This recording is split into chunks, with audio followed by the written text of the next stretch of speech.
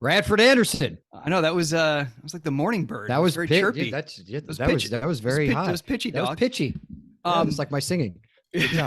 Well, I'm very excited. We have our guest today. I'm very excited to get to know her better. She's been on the show for a bit. She's doing great work, and but I'm not sure either of us have ever said more than like a passing word to her. So I'm very excited to get to know her. We have Avery Pohl. Hi, Avery. Hi, how are you guys? Wow. What's up, Avery? How are you today? Oh, I'm good. It's 9 a.m. Let's do this. There you go. Yeah, I know, right? You guys both Come have on. the I've been up same since boring... 4:30, Avery. Come on. There we go. I have not been up since 4:30. You guys have matching walls too. This is amazing. You both have matching nondescript walls. Well done. Yeah. Oh, you mean a common white wall? Well, it looks like you're. Yeah, well, it looks like I'm here to help you with your self-tape or something. I don't know. Perfect. Yeah, I actually need help with a lot of self-tapes. Or if you were ever to appear on the back of a milk carton, this would be like your picture for both of you. Do you know what I mean? Do they do that anymore? I don't know. Do that? I don't think she's too young to even know what that is. Like, I thought the goal was a cereal box, not a milk carton. That's where they put like the missing kids at. Oh, maybe do they do that on cereal boxes now? No, I thought the cereal boxes not were missing like kids and stuff, and then the milk cartons were the missing kids. Oh, okay. Well, am I really wrong? I'm not sure people. No, you're right. You're right. Oh yeah, I'm not sure like people drink enough like standard milk anymore. I mean, you'd have to put it on the almond milk and then the soy milk and the oat milk. If I saw it on the almond milk, I'd probably go, that's true. Yeah. But right, it's only hipster kids that are on the almond milk. Oh no, so right? Stupid. Yeah, this is going south. Missing child from Silver Lake. Sage, can we just aged 9, has last been seen. Can we bring the hook in? Where's the hook? Can we hook? I don't know. Bradford right now? Hook him. He's dead. He's out. He's done. He'll be next on the missing kids card. Yeah, right. Oh man. All right. Well, Avery, I'm going to conduct this interview now because he's done. Okay. So you've had a lot of something today. Yeah, it's Friday. Yeah, you've had so what does that mean? What's in the cup right now? What's in the cup? You know what? This is actually interesting. Actually, bad question. Can I talk to Avery, please? Well, I usually have sparkling water in my house. Someone gifted me hop water. This is not an ad. Oh, that's yeah. And it's non-alcoholic, but it's made with hops and it's supposed to like relax you. So I don't know. Maybe it's just like apparently it's not easy breezy. Opposite Friday. So yeah. Avery. Yes. What's going on? How are you? You good now? We're all warmed up. All right. Oh, yeah. All right. We're in it now. So Avery, I'm just gonna ask you a few questions. Where are you from? I'm originally from North Florida, but I had a very interesting scenario growing up. So I'm mainly from North Florida, but I would go down to Miami in the winters to model as a kid. So I went down for work, and then I would go to New York in the summers, and then eventually I moved out here. So I've always sort of bopped between like two places. When you're in North Florida, when you say North Florida, do you mean like Jacksonville or like Panhandle or what? Panhandle. I'm full Panhandle, like kind of middle. Where? It's a really small town, like on the coast, on the Emerald Coast. So it's how does one from the Panhandle like decide? Oh, I'm gonna go model in Miami. How does that? So my older brother was actually a model. One of his friends in middle school was like, "Dude, you get paid like $100 and they give you pizza. You should come like do this." Isn't that funny? Like a lot of boys get into modeling because it's like, oh, easy money and like free stuff. Yeah. Like, there's no like aspiration there. Like I've never of the people, we interview a lot of daytime people. So I'm like usually the outlier and someone that has never done modeling because for obvious reasons. But most of the men. Well, I mean, if it was like a Best Buy catalog or something, like if you're in the computer, I just hold something in front of my face. Oh no! What are you talking about? Yeah, but you know what, Brad? That's interesting what you bring up because I don't think people aspire to be a model. Most people just kind of fall into it to some. Yeah. Like everyone I've talked to, just like, hey, you should try modeling, and then they try it. Mm-hmm. Yeah, go ahead. I was definitely not like, oh yeah, that's my end goal. But my older brother, who was 12 at the time, was like, free pizza, you've got me. I'm there. Yeah. And so then it just sort of happened that I was also with him. And my mom was like, all right, well, here's my baby. Let's try this. Take my baby. Make them a model, please. Yeah, thank you. They can earn money too. Yeah. So Wow. it just sort of started from there, and then it went to commercials and then film and television. You all were commuting from the Panhandle to Miami to work. At some point, did you go, hey, gosh, we should probably just be here or be somewhere else? Sometimes my mom would drive 12 hours essentially. 12 hours. Yeah, that's a long drive. Casting. It's a really long one way. Yeah. And yeah, you would drive it in a weekend. She's a beast. Yeah, she's for an really, audition, 12 hours for an audition. Yes. God bless her. That's amazing. Yes. That's dedication. What was your booking rate? Was it worth it? Actually, when I was young, I did have a pretty decent booking rate, so it was worth it. Most of the time, you'd only go down. It made up all the. It made up all the gas money. What do you think? What do you think was your like? What skill did you have as a baby that made you bookable? Like, I was just a happy baby, and I was also a very petite child, so I could wear clothes that were for 3-year-olds, and I was really 5, sort of thing. So you were just a little more present and directable. Yeah, I loved doing that. I was usually a very well-behaved child, so I think that was part of it. Plus, it's just like the film industry. You start to get to know people, and then you get direct booked on stuff, and it just kind of goes from there. And when you're easy to work with as a small child, I think people are like, all right, that one's easy to work with. Let's go. Let's just take her again. That's true though, because when you find a good kid, you're like, just hire that kid. We don't have to worry about anything unless it's a kid and a dog together. Well, kids and dogs. So kids and dogs. Kids and dogs. Always a different day on set when you have a kid or a dog. Oh, for sure. We know. So at what point did you start to take a little ownership of it? Like, were you like, since this was kind of your normal, at what point did you kind of become self-aware and be like, oh, I'm in this business, or whatever that meant to you? Yeah, I think it was always just something I went and did. And when I was about 10 or 11, I sort of started to say, you know what, I really don't think modeling is for me anymore. And I wanted to go home and be in school more than I was originally. And I think it was just my priorities were shifting a little bit. I wanted to take up basketball. I was dancing. So I was constantly doing a million things. That's something that I think kept it going for so long. But we started going out to LA, and I think 15 was when I truly went, okay, this is like my career. This is what I really want to do for the rest of my life, God willing. Well, so when the trips to LA started, was that your brother too, or was he out of it by that point, or what? No, so my older brother's 15, almost 16 years older than I am. So he quit, I think, around like 18 or 19. And then maybe even 17. And I just kept working. My little brother tried it for a little bit, but it wasn't really his cup of tea. And yeah, I think it just sort of like kept going. I did a movie, and that's why I ended up in Los Angeles. The movie was... So the whole family... Was the movie in Florida though? No, the movie was in Los Angeles. So that was sort of my first trip to LA. It was this, big moment of, oh my gosh, there's the Hollywood sign and we're on the Walk of Fame. And it was a fun trip. Was that like a self-tape that you sent to LA, or did they come to Florida to book it? Or New York agent, I did a self-tape, and it was the first self-tape I had ever done. And every actor in Los Angeles is gonna get an eye twitch at that one.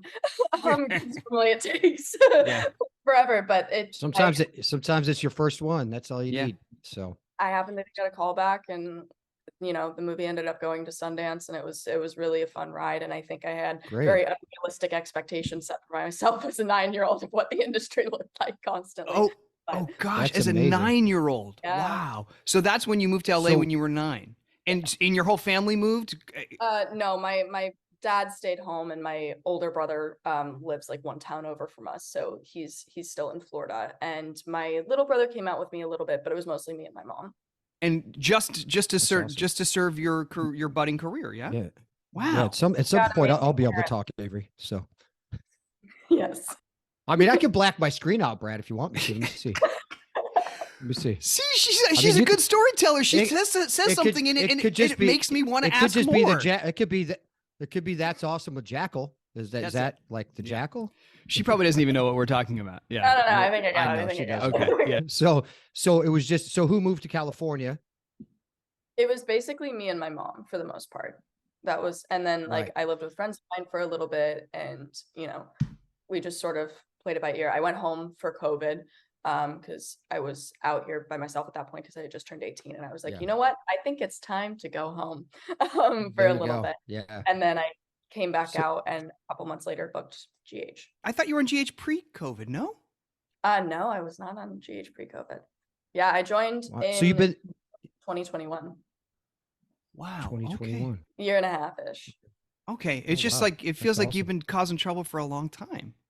You know what? Luckily, Esme's been stirring the pot for quite some time, I guess you could say. Like, I mean, he only has a year and a half, but she's had a lot of really fun stuff to do. So I'm really grateful for that. So let's go back to the audition. What was the audition process like for you for GH? I sent in a self-tape, which I had a week with, which is a little unheard of nowadays. Wow, that's awesome. I literally filmed three takes because my dad was in town, so I wanted to make sure I spent as much time with him as I possibly could. And I sent in all 3 to my manager and said pick 2 and send them in. And then I heard back, and at the time the role was only supposed to be a month long. And now these are the best. These are the best time. These are the best to get because there's no pressure on either side.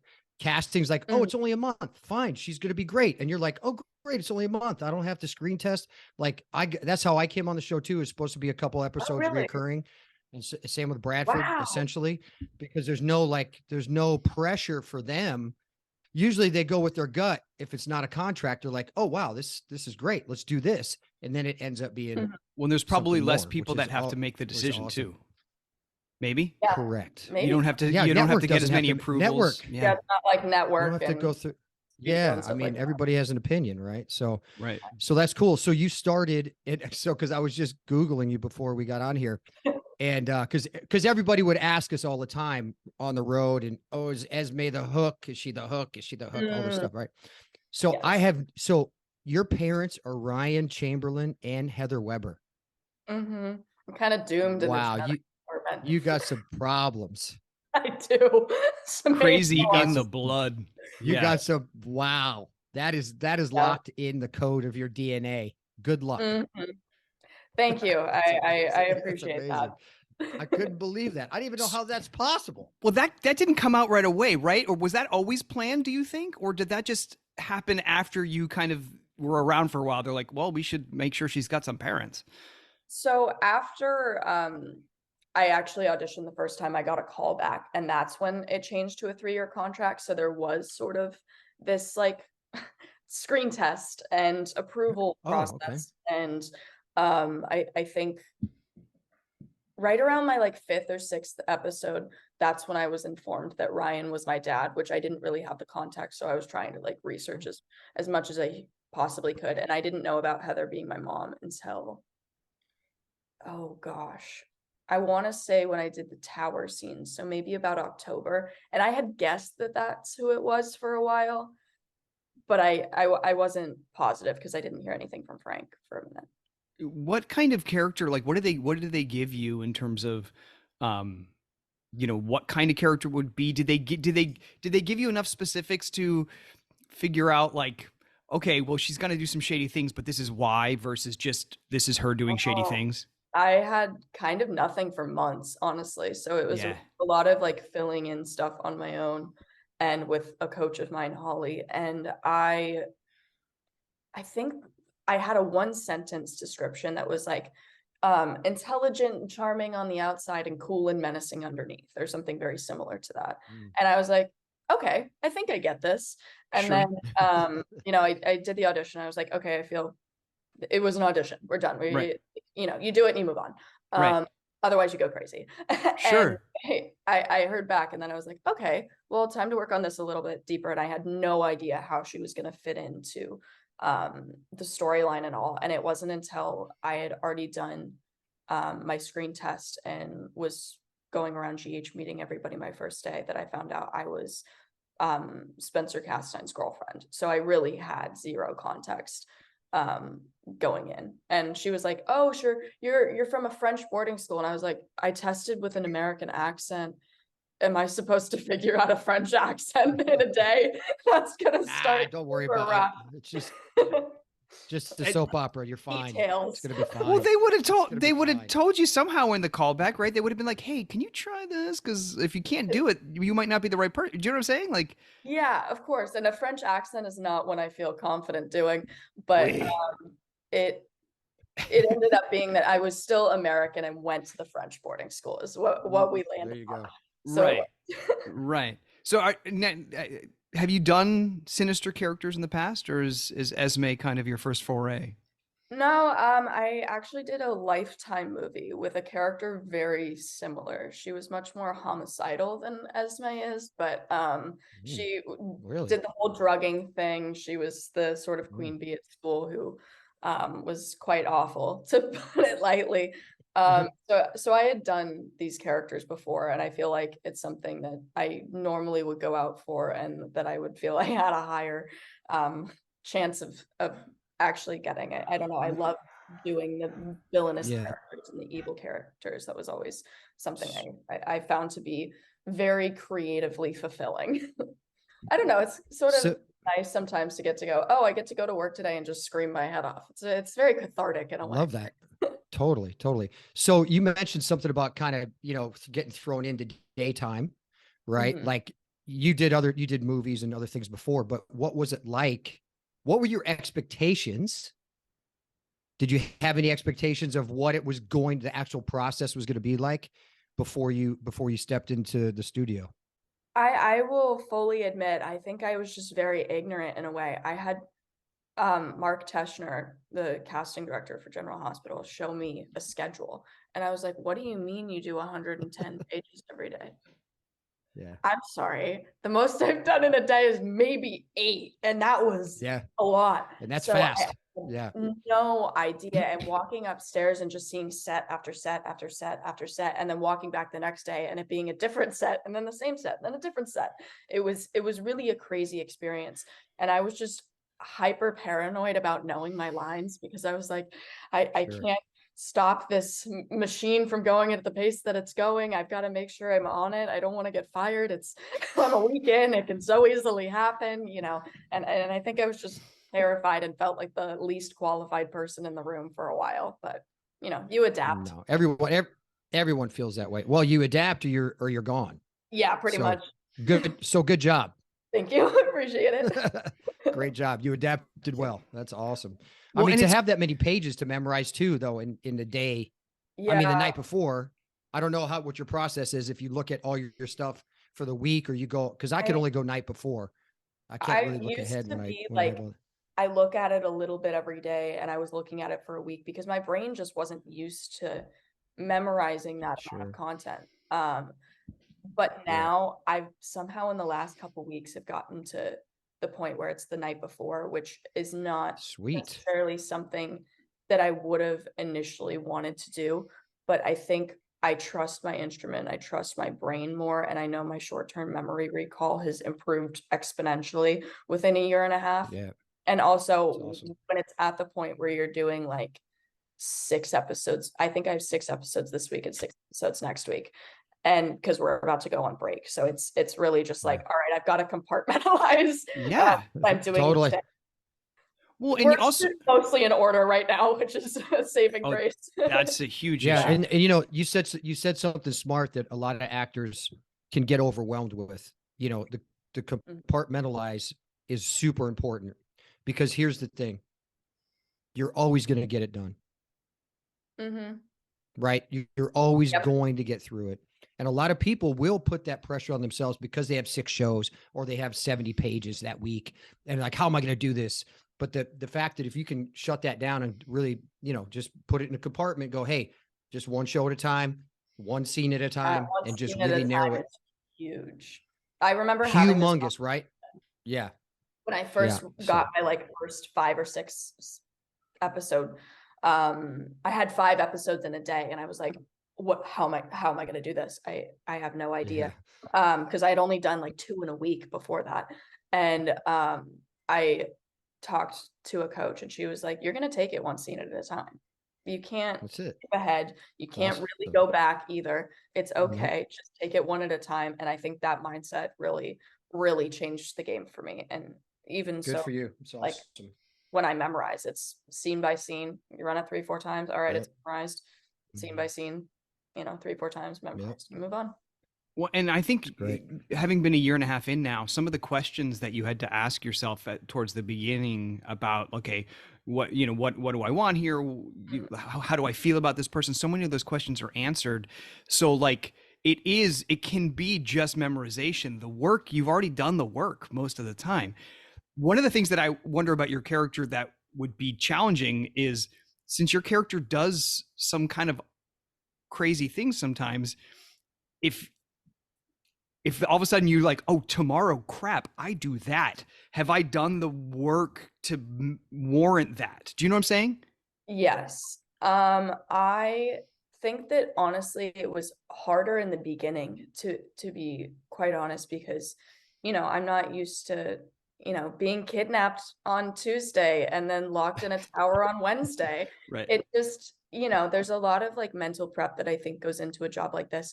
But like you said, having your character down pat and knowing who that person is makes it so much easier, because then you do have the days where you're like, oh, I'm getting shoved in a pool today. It's really just all in fun. So memorizing that is way easier.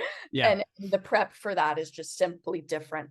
But now I am in this realm where I have amnesia, and that has posed its own set of challenges, because every acting class on the planet tells you to do your backstory and your character work, and you're like, but what if you take it all away? Right. It's interesting. And who are you? Right. That's it. Who are you with amnesia? Who are you? Exactly. Like, who are you? Are you supposed? I mean, and this is without asking too much about storyline that you can't reveal. Like, are you supposed? Is it potentially a blank slate? Is this a rewrite for Esme? Like, is this like a redeeming story? Maybe. I think that is where this is heading, but I don't have concrete no's on that. Right. Of sharing this. Because I mean, in other circumstances, would she be redeemable? Like, unless they did I don't think so. Right. Okay. Sucks. Like, how do you come back from any of this? Like, right. She's done terrible things to people. And if you met a person like this in real life, you would be like, I don't want to be within 100 feet of you. So I think it was difficult in a way. So like handing her a baby and handing her this amnesia storyline, I think is a way that we're going to try and get there, or at least get her to have a little bit more of a conscience and self-reflect on something she does or does not remember, Right. And I think she can learn, and I think that she can change as a human being, but we'll see how stuff goes. I don't know how it's going to go. So we're all going to find out together eventually. There we go. Amazing. Well, awesome. Esme's going to be okay. Now, one thing I want to ask you about, which I know Steve is going to love, you're in business school. I am. Now, tell us about how that's going, but moreover, like, what was the instinct? You're chasing you're going after an acting career. So how are you also in business school? I started school before I got this job. So I think it was one of those, well, I'm working on my education and just auditioning sort of thing. So, until something sticks, when I get, a job, maybe I'll reconsider and finish school later, or, however life ended up looking. But then I got to work and I saw that Eden, William, and Sydney were all still in school. So I was like, well, if they can do it, I'll go do it. But I admit that it was not an easy first semester, because I was moving out on my own for the first time. Sheesh. Truly, and I was like in this new job where I wasn't as comfortable as they were in terms of like trusting my instrument and learning this insane amount of dialogue. I, in hindsight, probably bit off way more than I could chew, but I got through it. Was I sleeping about 5 hours every night? Yeah, probably, but it all got done. Amazing. But yeah, I started school because, my parents and I had an agreement. They were like, we're going to treat college for you like your opportunity to go get a job in the film industry. So the agreement with that is you also have to get an education. And so I was like, alrighty, I chose business because I figured it was something I could apply to a plethora of industries. So it seemed like the most well-rounded degree to go get, and I'm almost finished. Hey, that's awesome. Good for you. That's it's a great foundation for anything moving forward in your life, you know? So well, yeah. And do you have any specific aspirations though? Like, is there from an I mean, I kind of got the job that I wanted. So there you go. Boom. But in terms hey, business school, thanks for nothing. Bye. But I mean, who knows? I think eventually I would like to work with nonprofits. And I said initially, like I would, in a dream scenario, like to make my money from film and television, and anything that I feel is, you know, gravy I can put towards a nonprofit and sort of give back in ways. That's amazing. Well, and also great perspective to understand how, you know, business works. You can be an advocate for yourself. And there's so many people in the industry that once they do have money, they either let someone else take care of it entirely and are kind of, you know, don't know what's happening. And then they get themselves into trouble because they don't know what's happening and they don't know what it's supposed to look like. So you can, like, for anybody, it's really great to have not just a basic foundation, but like for what you're doing, a real understanding that you can be an advocate for yourself throughout. That's amazing. Like, so well done you. Well done you. I appreciate it. Thank you. Awesome. Amazing. Awesome, well, this has been great. What a promising start to a no doubt long and fantastic career. So well done you. You. I appreciate it. Thank you for joining. This was so fun. And I know it's very early, so thank you for joining us. Oh, yes. And no, I should be awake by now. It's okay. Well, if a couple more minutes of me screaming in your ear should help you wake up. So I hope I helped. Jeez. All right, Avery Pohl, ladies and gentlemen. Thank you, Avery. Thank you, Avery. Guys. Thank you. Please subscribe to our YouTube channel.